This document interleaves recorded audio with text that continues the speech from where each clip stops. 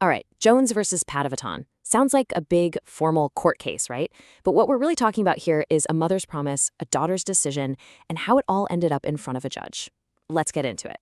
So let's just start with a really simple question. Is a promise you make to your family legally binding?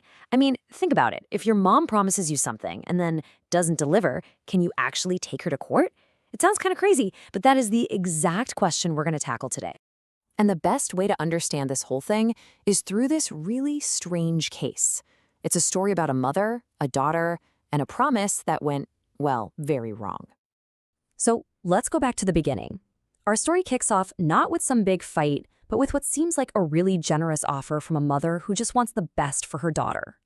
Okay, so it's 1962. You've got Mrs. Jones's daughter, Mrs. Padavatton. She's got a pretty good life, right? She's living in Washington, D.C., has a secure, well-paying job. She's set. But her mother, Mrs. Jones, has this big idea for her. The goal? She wanted her daughter to pack up everything, move to London, and study to become a lawyer, a barrister to be specific, a huge life change. And to make it happen, she makes a pretty big promise. And here's the deal she puts on the table. Give up your job, move to London, and I'll pay you an allowance of $200 a month to support you while you study. Simple enough, right? And for a while, it seemed like a perfect plan. But you know how these things go. What started out as this wonderful family arrangement built on love and ambition, well, it didn't take long for it to completely fall apart and turn into a pretty nasty dispute. And things went south fast. Look at this. 1962, the daughter makes the big move to London. Okay, so far so good. Then in 64, the deal changes a bit. The mother buys a whole house for her daughter to live in. Sounds great, right? But by 67, the relationship is just toast. And by 1969, it gets so bad that the mother actually sues to have her own daughter evicted. Wow. So this messy family drama ends up in a courtroom. And now the judges are forced to ask a really fundamental question. What is a promise, legally speaking? And this is the absolute core of the case. The judges had to figure out, was this a formal, legally binding contract, or was it just, a family arrangement that went totally off the rails? Was it a business deal, or was it personal? And that brings us to this really key legal idea, the intention to create legal relations. It's a fancy term, but what it means is simple. For a promise to actually be a contract, it's not enough to just agree on something. Both people have to intend for that agreement to be something they could take to court. They have to mean business, literally. Okay, and this is where it gets super interesting. The law basically has two different starting points, or presumptions. If you make a deal in a business setting, the law just assumes it's a serious contract.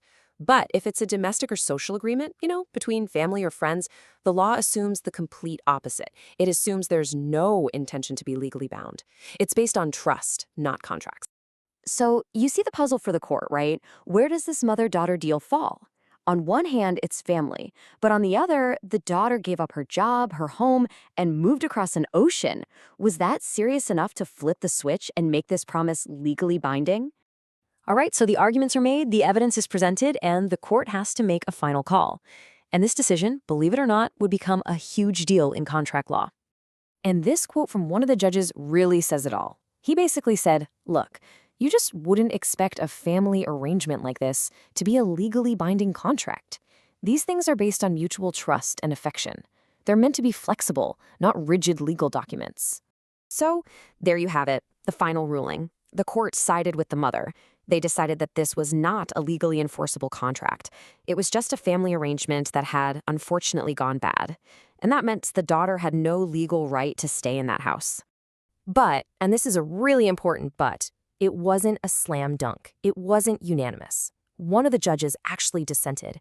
He argued that, yeah, maybe the first promise about the allowance was just a family thing, but the second arrangement, the one with the house, he thought that was serious enough, businesslike enough to be a real contract.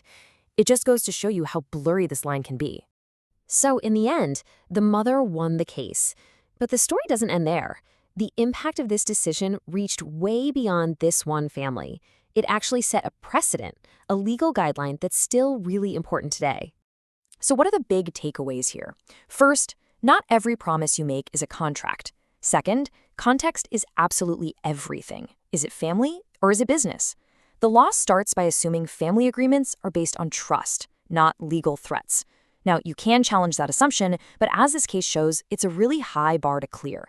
And in a way, it protects our personal relationships from becoming a legal minefield.